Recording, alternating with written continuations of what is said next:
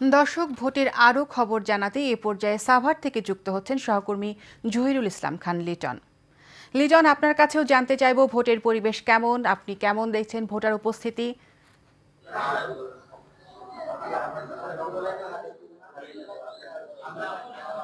হ্যাঁ, তাসনিমা, আপনি জানেন যে ত্রয়োদশ জাতীয় সংসদ নির্বাচনের ভোট কিন্তু আজকে সকাল 7:30 থেকেই শুরু হয়েছে। আমরা এই মুহূর্তে রয়েছি ঢাকা 19 আসনের আশুলিয়ার বার্ডস ভ্যালি স্কুল অ্যান্ড কলেজের যে কেন্দ্রটি রয়েছে সেখানে রয়েছে। এখানে এসে আমরা যেমনটি দেখতে পেয়েছি যে এখানে যারা ভোটার রয়েছে তারা কিন্তু সুষ্ঠু এবং সুন্দরভাবে যথাযথভাবে তারা কেন্দ্রে এসেছে এবং এসে তারা কিন্তু ভোট দিয়েছে এবং যথাযথভাবে তারা ভোট প্রয়োগ করতেছে। এখন পর্যন্ত কিন্তু আমাদের কাছে কোনো রকম বিশৃঙ্খলা বা কোনো রকম অপ্রীতিকর কোনো ঘটনা এখন পর্যন্ত চোখে পড়েনি এবং আমরা অনেক ভোটারের সাথেও কথা বলেছি যারা ভোট দিয়ে এরই মধ্যে বের হয়েছে, তাদের সাথেও কথা বলেছি। তারা বলছেন যে সুন্দর মতো ভোট দিতে পেরেছেন এবং তারা স্বাচ্ছন্দ্যের সাথেই ভোট দিয়েছেন। আমরা একজন ভোটারের সাথে কথা বলতে যাচ্ছি যারা লাইনে দাঁড়িয়ে রয়েছেন, এরকম একজনের সাথে, যে আপনাদের এখানে লাইনে দাঁড়িয়ে আছেন, ভোট দিতে এসেছেন, এখন পর্যন্ত কোনো রকম বিড়ম্বনায় পড়তে হয়েছে কিনা বা কেমন আপনার একটু মানসিকতা জানতে চাচ্ছিলাম যে জীবনে দীর্ঘদিন পরে হলেও ভোট দিতে এসেছেন, সবকিছু মিলিয়ে একটু বলবেন।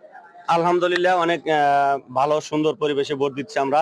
দীর্ঘ 17 বছর পর আনন্দমুখর পরিবেশে আজকে ভোট দিতে আসছি। কোনো সমস্যা হচ্ছে না, সুন্দর লাইনে দাঁড়িয়ে আমরা সুশৃঙ্খল ভাবে ভোট দিচ্ছি। আশা করি এই সুশৃঙ্খল পরিবেশ সন্ধ্যা পর্যন্ত বিরাজ থাকবে। ধন্যবাদ রিজন ভাইকে।